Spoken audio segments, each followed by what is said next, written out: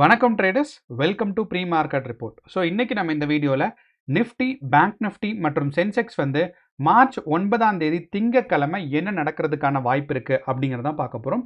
So இந்த analysis வந்து எப்பயும் போல் நமக்கு வந்து ஒரு 3 முக்கியமான பாயிண்ட் வச்சிருக்க போகுது. ஒன்று வந்து பார்த்தீங்கன்னா நம்மளோட கிஃப்ட் நிஃப்டி இப்போ இந்த நிலமையில் இருக்குது ஒன்று. இரண்டாவது பார்த்தீங்கன்னா நம்மளோட யூஎஸ் மார்க்கெட் போன வெள்ளிக்கிழமை நமக்கு எப்படி பெர்ஃபார்ம் ஆயிருக்கு அப்படிங்கிறது. மூணாவது பார்த்தீங்கன்னா நம்மளோட எஃப்ஐஐஸ் அண்ட் டிஐஐஸோட பொசிஷன் எவ்வளவா இருக்குது அப்படிங்கிறத பொறுத்து தான். ஸோ இந்த 3 பாயிண்ட்டையும் தவிர நமக்கு வந்து மற்ற முக்கியமான ஒரு டேட்டாஸ் இருக்குது. அப்படி என்னென்னா ப்ரைஸ் ஆக்ஷன், அதாவது இந்த வாரத்தோட ப்ரைஸ் ஆக்ஷன் எப்படி இருக்குது அப்படிங்கிறதையும் சேர்த்து நம்ம அனலைஸ் பண்ணுவோம். ஸோ வாங்க இப்போ நம்ம வீடியோக்குள்ளே போகலாம்.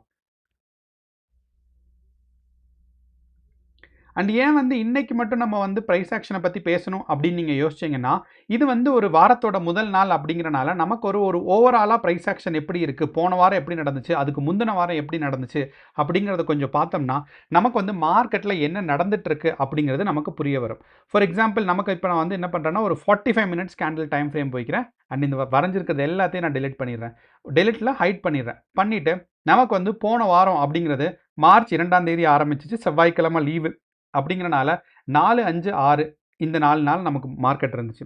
ஸோ அப்படிங்கிறனால 2ஆம் தேதியிலிருந்து இப்போ வரைக்கும் கன்சிடர் பண்ணோம்னா மார்க்கெட் வந்து ஒரு ஸ்ட்ராங்கான ஒரு டவுன் ஃபாலிங்கில் தான் இருக்குது.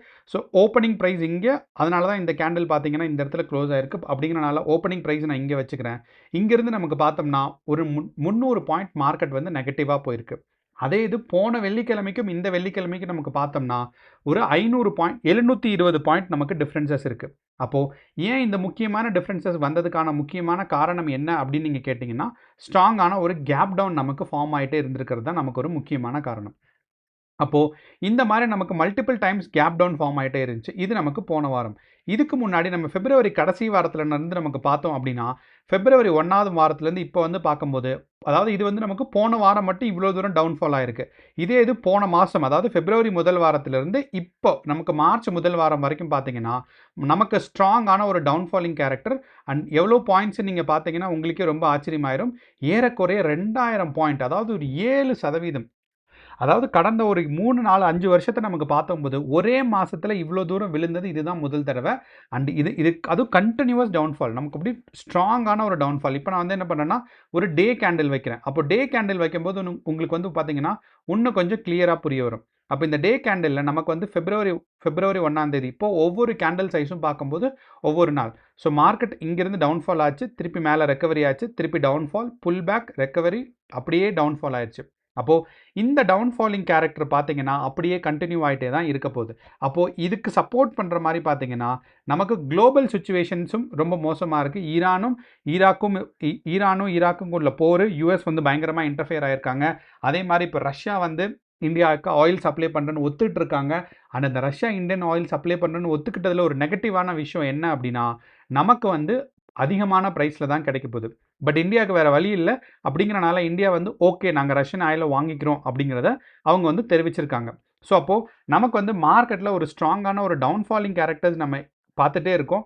மார்க்கெட்டில் வந்து டவுன்ஃபால் ஆகிட்டே இருக்குது. அப்படிங்கிறனால இன்னையோட மார்க்கெட் ரெக்கவரி ஆகுமா ஆகாதாங்கிறதுக்கு முக்கியமான கேள்வி என்ன அப்படின்னா, ஃபஸ்ட்டு இன்னையோட மார்க்கெட்டுக்கு நமக்கு இருக்கிற ரெசிஸ்டன்ஸ் என்ன அப்படிங்கிறத நமக்கு பார்ப்போம். ஸோ இன்னையோட மார்க்கெட்டை பொறுத்தளவில் இப்போதைய கரண்ட் சுச்சுவேஷன் ஆஃப் நிஃப்டி 50 பார்த்தீங்கன்னா 24,400 இருக்குது. அந்த 24,400 கொஞ்சம் மார்க்கெட் டவுன்ஃபால் ஆச்சுன்னா 24,000 வரைக்கும் வரும். ஒன்று. இரண்டாவது, இங்கேருந்து மார்க்கெட் மேலே போகிறதுக்கான முயற்சியில் ஈடுபட்டுச்சு அப்படின்னா மார்க்கெட் வந்து 24,700 இருக்குது பாருங்கள். இது ஒரு முக்கியமான ரெசிஸ்டன்ஸ் ஆகும். அடுத்த ஒரு முக்கியமான ரெசிஸ்டன்ஸ் 24,900 இல்லைன்னா 25,000. இந்த ப்ரைஸ் ரேஞ்ச் வந்து பார்த்தீங்கன்னா அடுத்த முக்கியமான ரெசிஸ்டன்ஸ். அப்போது இன்னையோட மார்க்கெட் மேலே போகணும் அப்படின்னா இந்த லெவல், அதாவது 24,700 ஒரு ஃபஸ்ட் லெவல், அதுக்கப்புறம் பார்த்தீங்கன்னா 25,000. இந்த 2 லெவல் தான் இன்னையோட மார்க்கெட் வந்து மேக்ஸிமம் போகிறதாக இருந்தால் நமக்கு பண்ண முடியும். அப்படி இந்த மார்க்கெட் கீழே விழுறதாக இருந்துச்சுன்னா இங்கேருந்து கண்டுக்காமல் கரெக்டாக நமக்கு ஒரு 300, 400 பாயிண்ட் அசால்ட்டாக கீழே விழுந்துடும். ஸோ அப்படிங்கிறனால டைரெக்ஷன் எந்த பக்கம்னு உங்களுக்கு தெரிஞ்சதுக்கு அப்புறம் நீங்கள் வந்து கரெக்டாக பொசிஷன் எடுக்கணும். அதுதான் நமக்கு வந்து ரொம்ப ரொம்ப முக்கியமான விஷயம். ஓகே, இது வந்து நமக்கு மார்க்கெட்டில் இருக்க போகுது. ஓகே, அப்போ இந்த டேட்டாஸ் இல்லாமல் நமக்கு வந்து இப்போ கிஃப்ட் நிஃப்டி டேட்டாவை நமக்கு பார்த்தோம் அப்படின்னா, கிஃப்ட் நிஃப்டி டேட்டாவில் நமக்கு முக்கியமான விஷயம் என்னென்னா பார்க்கும்போதே ஃபஸ்ட்டு கேண்டிலே நமக்கு பார்த்தீங்கன்னா ஸ்ட்ராங்கான ஒரு negative candle. And gift Nifty வந்து காலையில் 6:30க்கு நமக்கு தொடங்கிடும். அண்ட் இப்போ நமக்கு மணி இப்போ ரெக்கார்ட் பண்ணும்போது 6:45 ஆகுது. ஸோ 7 மணிக்குள்ளே நமக்கு வந்து ரெக்கார்ட் பண்ணி முடிச்சிருவோம். ஸோ அப்படிங்கிறனால 6:45 கேண்டில் தான் இப்போ நமக்கு இருக்குது. ஸோ அப்போ இந்த 2 கேண்டில்லையும் பார்க்கும்போது மார்க்கெட்டில் ஒரு ஸ்ட்ராங்கான செல்லிங் ப்ரெஷர் இருக்குது. மார்க்கெட் பார்த்தீங்கன்னா நமக்கு வந்து இவ்வளோ தூரம் கீழே விழுந்திருக்கு. ஒரு 400 பாயிண்ட்ஸ் நெகட்டிவாக விழுந்திருக்கு அப்படிங்கிறத நம்மளால பார்க்க முடியுது. ஆனால் இதுக்கு முன்னாடி நம்ம வேற ஒரு விஷயம் பார்க்கணும். என்ன அப்படின்னா, போன வெள்ளிக்கிழமை மார்க்கெட் க்ளோஸ் ஆகும்போது எந்த ப்ரைஸில் இருந்துச்சு, அதுதான் நமக்கு ரொம்ப முக்கியம். அப்போது நமக்கு வந்து இப்போ 230 330யோட கேண்டில் நமக்கு பார்த்தோம் அப்படின்னா, இதுதான் நமக்கு வந்து போன வெள்ளிக்கிழமை மார்க்கெட் க்ளோஸ் ஆகும்போது இருந்த விஷயம். ஸோ இப்போதைய நிலைமையில் பார்க்கும்போது நமக்கு ஒரு 400 பாயிண்ட்ஸ் கீழே இருக்குது. இரண்டாவது விஷயம் என்ன அப்படின்னா, மார்க்கெட் பார்த்தீங்கன்னா போன வெள்ளிக்கிழமையிலேருந்து இப்போ கன்சிடர் பண்ணும்போது 688 பாயிண்ட்ஸ் வந்து பார்த்தீங்கன்னா மார்க்கெட்டில் ஒரு நெகட்டிவ்ல இருக்குது. ஸோ அப்போ இவ்வளோ தூரம் மார்க்கெட் இன்னையோட மார்க்கெட் வந்து கீழே விழுகுது அப்படின்னா, இது வந்து ரொம்ப ரொம்ப ஒரு ஷாக்கிங்கான விஷயம். அண்ட் இந்த வேல்யூலேருந்து 70லேருந்து 80% வந்து மார்க்கெட்டில் நமக்கு நிஃப்டி 50ல் கேப் டவுன் வரும். அப்போது ஒரு ஆவரேஜாக பார்த்தோம்னா நமக்கு ஒரு 530 பாயிண்ட் வரைக்கும் நமக்கு வந்து ஒரு கேப் டவுன் வர்றதுக்கான வாய்ப்புகள் நமக்கு ரெடியாக இருக்குது. அப்போது இப்போ இருக்கிற ப்ரைஸ்லேருந்து நம்ம என்ன பண்ணுறோம்னா ஒரு 500 பாயிண்ட் நமக்கு வந்து கேப் டவுன் நம்ம எதிர்பார்க்குறோம். இங்கேருந்து நமக்கு பார்த்தோம் அப்படின்னா 500 பாயிண்ட்டுக்கு அழகாக நம்ம சொன்ன இந்த சப்போர்ட் இருக்குது பாருங்கள் 24,000 அந்த பாயிண்ட்டை பிரேக் அவுட் ஆயிரும். ஒருவேளை இந்த 24,000 பாயிண்ட் வந்து பிரேக் அவுட் ஆயிடுச்சு அப்படின்னா மார்க்கெட்டில் பார்த்தீங்கன்னா உங்களுக்கு என்ன நடக்கும் அப்படிங்கிறத சொல்கிறேன். ஃபஸ்ட்டு வந்து என்ன நடக்கும் அப்படின்னா, மார்க்கெட்டில் இந்த 24,000 கிராஸ் ஆயிடுச்சு. இவ்வளோ தூரம் கேப் டவுன் வந்துருச்சு அப்படின்னா, மார்க்கெட் ஒரு கன்சாலிடேஷன் ஸ்டேட்டுக்கு போகும். ஏன் கன்சாலிடேஷன் ஸ்டேட்டுக்கு போகும் அப்படிங்கிறது ஒரு ரொம்ப ரொம்ப முக்கியமான விஷயம். இதை தான் நம்ம எல்லாரும் புரிஞ்சுக்கணும். டவுன்ஃபால் ஆனதுக்கப்புறம் மறுபடியும் டவுன்ஃபால் ஆகுமானா கிடையாது. ஃபார் எக்ஸாம்பிள் இந்த இடத்துல போன வாரம் நமக்கு இந்த இடத்துல இருக்குது. இந்த போன வாரம் ஹோல்டு பண்ண ஃபியூச்சர்ஸாக இருக்கட்டும், ஸ்பாட்டாக இருக்கட்டும். ஏன்னா ஆப்ஷன்ஸில் ஹோல்ட் பண்ணியிருந்தாங்கன்னா கண்டிப்பாக எக்ஸ்பைரி ஆயிருந்திருக்கும். சரி, அதுக்கப்புறம் வெள்ளிக்கிழமையிலேருந்தே கூட ஹோல்ட் பண்ணுறாங்க, இல்லை புதன்கிழமையிலேருந்து ஹோல்ட் பண்ணுறாங்கனாலும் இங்கேருந்து கால் ஆப்ஷன் ஹோல்டு பண்ணவங்க எல்லாத்துக்கும் 500 பாயிண்ட்ஸ் கீழே போச்சுன்னா மார்க்கெட்டில் அவங்களுக்கு என்ன ஆகிடும்னா அவங்களுக்கு என்ன ஆகும்னா ஸ்டாப் லாஸ் ஹிட் ஆயிடும். ஸோ இங்கேருந்து நான் கால் ஆப்ஷன் ரெடி பண்ணியிருக்கேன். ஸோ இங்கேருந்து நான் கால் ஆப்ஷன் போன வாரத்தில் நான் ஹோல்ட் பண்ண எல்லாத்துக்கும் என்ன ஆயிரும் அப்படின்னா மார்க்கெட்டில் வந்து ஸ்ட்ராங்கான ஒரு ஸ்டாப் லாஸ் ஹிட் ஆகிடும். அப்படிங்கிறனால அவங்க வந்து எக்ஸிட் ஆவாங்க. ஒன்று. இரண்டாவது, புட் ஆப்ஷன் ஹோல்டர்ஸ். இந்த புட் ஆப்ஷன் ஹோல்டர்ஸ் நமக்கு வந்து பிப்ரவரி மாதத்துலேருந்தே வரலாம். ஸோ ஃபியூச்சர்ஸாக இருந்தாலும் நமக்கு வந்து ஃபியூச்சர்ஸில் எக்ஸ்பைரி ஆயிரும். ஒருவேளை ஸ்பாட்டில் ஹோல்டு பண்ணுறாங்க அப்படின்னா புட் ஆப்ஷன் ஹோல்டர்ஸ்க்கும் இந்த பாயிண்ட்டை ரீச் ஆகும்போது ஸ்ட்ராங்கான ப்ராஃபிட் வந்துடும். அப்போது இங்கேருந்து நமக்கு வந்து மார்ச்சை மட்டும் கன்சிடர் பண்ணாவே நமக்கு பார்த்தீங்கன்னா இப்போ ஒரு 500 பாயிண்ட்ஸ், அதுக்கு முன்னாடி ஒரு 200 பாயிண்ட், 700 பாயிண்ட் புட் ஆப்ஷனில் அவங்களுக்கு லாபம் கிடைச்சிருக்கும். அதனால் அவங்க ப்ராஃபிட் புக் பண்ணிடுவாங்க. இரண்டாவது விஷயம் பார்த்தீங்கன்னா இந்த மார்ச்லேருந்து சப்போர்ட், அதாவது ஸ்ட்ராங்கான ஒரு கால் ஆப்ஷன்ஸ் ஹோல்டிங்கான அவங்க ஒரு முயற்சியில் இருந்தாங்கன்னா அவங்களுக்கு வந்து ஸ்டாப் லாஸ் ஹிட் ஆயிரும். ஸோ என்னதாக இருந்தாலும் நமக்கு இந்த ஒரு 400-600 பாயிண்ட் கேப் அப் வந்து பார்த்தீங்கன்னா ஒரு ரொம்ப ரொம்ப ஒரு கிரிட்டிக்கலான விஷயம். ஸோ அந்த ஒரு காரணத்தினால 24,000க்கு கீழே மார்க்கெட் ஓப்பன் ஆயிடுச்சு அப்படின்னா நமக்கு ஷுவராக மார்க்கெட் வந்து ஒரு சைட்வேஸ் மார்க்கெட்டாக தான் இருக்கும். ஒருவேளை இங்கிருந்து அப்படியே குறைஞ்சு கொஞ்சம் ஒரு 430-400 பாயிண்ட்டுக்கு வந்துட்டு 24,000ல் ஓப்பன் ஆயிடுச்சுன்னா மார்க்கெட் இங்கேருந்து 24,400க்கு ஈஸியாக பவுன்ஸ் பேக் ஆகும். ஸோ அப்படிங்கிறத ஞாபகம் வச்சுக்கோங்க. ஸோ எப்பயுமே மார்க்கெட்டை வந்து நமக்கு வந்து நம்ம மட்டும் இல்லை, மார்க்கெட்டில் நிறையா பேர் இருக்காங்க. அப்போது எந்தெந்த ப்ரைஸ்லலாம் வாங்கியிருக்காங்க, எந்தெந்த ப்ரைஸ்லலாம் விற்றுருக்காங்க அப்படிங்கிறத நீங்கள் கொஞ்சம் யோசிச்சு பார்த்தாவே உங்களுக்கு மார்க்கெட்டில் புரிய வரும். ஸோ இது ரொம்ப ரொம்ப ரொம்ப ஒரு முக்கியமான விஷயம். ஓகே, அப்போது இப்போதைய நிலைமையில் நம்ம கிஃப்ட் நிஃப்டி டேட்டா பார்க்கும்போது நமக்கு ஒரு 500 பாயிண்ட் வரைக்கும் கேப் டவுன் வர்றதுக்கான வாய்ப்பு இருக்குது. ஒன்று. இரண்டாவது விஷயம் பார்த்தீங்கன்னா மார்க்கெட் வந்து 24,000க்கு கீழே வந்துச்சுன்னா நமக்கு வந்து ஸ்ட்ராங்கான ஒரு கன்சாலிடேஷன். இதே மாதிரி நமக்கு வந்து நமக்கு வந்து சென்செக்ஸில் பார்த்தோம்னா சென்செக்ஸில் ஒரு 700 to 800 பாயிண்ட்ஸ் வரைக்கும் கேப் டவுன் வரலாம். ஸோ அந்த ஒரு காரணத்தில் அப்படின்னு பார்த்தீங்கன்னா நமக்கு சென்செக்ஸில் ஒரு 77,600 பக்கம் நமக்கு வந்து மார்க்கெட்ஸ் ஓப்பன் ஆகும். ஸோ அப்படிங்கிறனால இந்த 77,600 வந்து நம்ம வந்து சென்செக்ஸில் நோட் பண்ணி வச்சுக்கணும். அண்ட் நிஃப்டி அண்ட் சென்செக்ஸில் கேப் டவுன் வரனால பேங்க் நிஃப்டியில் கேப் டவுன் வரணும்னு வாய்ப்பு இல்லை. சில நாட்கள் என்ன ஆகிடும் அப்படின்னா மார்க்கெட் வந்து பேங்க் நிஃப்டி பாசிட்டிவாக போயிடும். ஸோ அப்படிங்கிறனால நமக்கு வந்து எல்லா மார்க்கெட்டுமே ஒரு டவுன்ஃபாலிங் கேரக்டரில் தான் இருக்குது.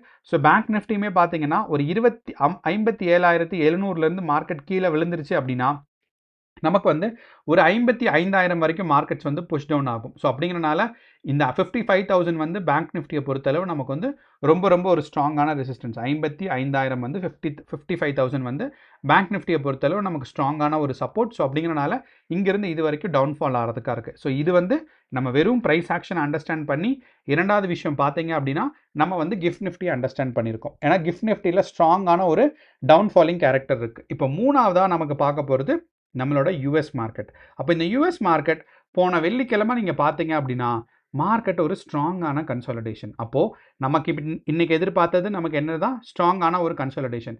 அண்ட் ஏன் ஸ்ட்ராங்கான கன்சாலிடேஷன் இருக்குது அப்படிங்கிறத நீங்கள் இன்னொரு தடவை யோசிச்சு பார்த்தீங்க அப்படின்னா இங்கேருந்து பார்த்தீங்கன்னா ஒரு ஸ்ட்ராங்கான ஒரு கேப் டவுன் நடந்திருக்கு. ஸோ இந்த கேப் டவுன் வந்து கரெக்டாக ஒரு 100.1.5% நடந்திருக்கு. ஸோ அப்படிங்கிறனால இந்த 1.5% கேப் டவுனுக்கு அப்புறம் பார்த்தீங்கன்னா கன்சாலிடேஷன் நடக்குது. அப்போது இந்த கன்சாலிடேஷன் தான் நமக்கு இன்றைக்கி இந்தியன் மார்க்கெட்டில் ரிஃப்ளெக்ட் ஆகும் அப்படின்னு நான் எதிர்பார்க்குறேன். ஓகே, யூஎஸ் மார்க்கெட் S&P 500 இருக்கட்டும், அதே மாதிரி நம்மளோட நாஸ்டாக் காம்போசிட் இண்டெக்ஸும் டவ் ஜான்ஸ் இண்டஸ்ட்ரியல் ஆவரேஜ் மூணுமே வந்து பார்த்தீங்கன்னா மார்க்கெட்டில் ஒரு கேப் டவுன் வந்து அதுக்கப்புறம் ஒரு கன்சாலிடேஷன் ஸ்டேட்டுக்கு வந்திருக்கு. ஓகே, அப்போ யூஎஸ் மார்க்கெட்டும் பார்க்கும்போது மார்க்கெட்டில் ஒரு கேப் டவுன் அண்ட் கன்சாலிடேஷன் இருக்கிறதுக்கான வாய்ப்பு இருக்குது. கடைசியாக நம்மளோட இண்டெக்ஸ்ட் ஆப்ஷன்ஸில் FIIs அண்ட் ப்ரோஸ்னா ப்ரொப்ரேட்டரி ட்ரேடர்ஸோட பொசிஷன்ஸ் பார்க்கலாம். அப்போ FIIஸோட பொசிஷன் பார்க்கும்போது நமக்கு வந்து நெட்டு பியரிஷாக இருக்குது. அதே மாதிரி நம்மளோட ப்ரோஸோட பொசிஷன் பார்த்தாலும் நெட்டு பியரிஷாக இருக்குது. சந்தேகமே வேண்டாம், நமக்கு எல்லா டேட்டாஸும் மார்க்கெட்டில் இன்னையோட மார்க்கெட்டில் வந்து கீழே விழுறதுக்கான ஒரு சான்சஸ் இருக்குது. அப்போது இந்த ஒரு 500 பாயிண்ட்ஸ் கேப் டவுன் குறையிறதுக்கான வாய்ப்பு இருக்கலாம். எப்போ அப்படின்னா நமக்கு வந்து கிஃப்ட் நிஃப்டி டேட்டா வந்து குறைஞ்சா. ஏன்னா கிஃப்ட் நிஃப்டி டேட்டா இப்போ நமக்கு கேப் டவுன் ஆயிருக்கு. இப்போ நம்ம ரெக்கார்ட் பண்ணி ஆல்மோஸ்ட் நம்ம முடிக்க போகிறோம். மணி வந்து இந்தியன் டைம் வச்சு பார்க்கும்போது 7 மணி. அப்போ இந்த 7 மணிக்கு நமக்கு மார்க்கெட் இங்கே இருக்குது அப்படின்னா இனி ஒரு 2 மணி நேரம் இருக்குது. இந்த 2 மணி நேரத்தில் ஒருவேளை மார்க்கெட் மேலே ரெக்கவரி ஆயிடுச்சுன்னா இந்த கேப் டவுன் வந்து குறைஞ்சிக்கிட்டே வரும். ஸோ இந்த கேப் டவுன் குறைய அங்கே நமக்கு நிஃப்டி 50ல் கேப் டவுன் வரும். ஸோ அப்படிங்கிறனால நீங்கள் வந்து கேப் டவுனை யூஸ் பண்ணி பொசிஷன் எடுக்கிற ஆளாக இருந்தால் கண்டிப்பாக நீங்கள் வந்து கிஃப்ட் நிஃப்டியை ரெஃபர் பண்ணிக்கணும். கிஃப்ட் நிஃப்டி வந்து நிஃப்டி 1 ஆச்சரியக்குறின்னு நீங்கள் போட்டிங்கன்னா இந்த இடத்துல நிஃப்டி கிஃப்ட் நிஃப்டி ஃபியூச்சர்ஸ்னு வரும். ஸ்டாக் மார்க்கெட்டில் எந்த நம்மளோட ப்ரோக்கரேஜில் இருந்தாலும் சரி, அப்படி இல்லைன்னா ஃப்ரீயாக இருக்கிற ட்ரேட் வியூ அக்கௌண்ட்டில் நீங்கள் போட்டாலும் வரும். அதில் இந்த நிஃப்டி 1 ஆச்சரியக்குறி இதுதான் வந்து நான் பார்க்குறது. அண்ட் இதுதான் ஒரு ஒரு ஒரு கரெக்டாக ரிஃப்ளெக்ட் பண்ணுறக்கூடிய சார்ட்டு. ஸோ அப்படிங்கிறனால இந்த சார்ட்டை நீங்கள் ஃபாலோ பண்ணிக்கோங்க. இனியும் ஒரு 2 மணி நேரம் இருக்குது. இப்போ வந்து இப்போதைய ப்ரெசன்ட் சுச்சுவேஷன் ஆஃப் நமக்கு பார்க்கும்போது கிஃப்ட் நிஃப்டியை பார்க்கும்போது 500 பாயிண்ட் வரைக்கும் கேப் டவுன் வரதுக்கான வாய்ப்பு இருக்குது. ஆனால் மார்க்கெட் கிஃப்ட் நிஃப்டி ரெக்கவரி ஆயிடுச்சுன்னா இந்த கேப் டவுன் குறையும். இது வந்து நான் ஒரு டிஸ்க்ளைமராக சொல்லிக்கிறேன்.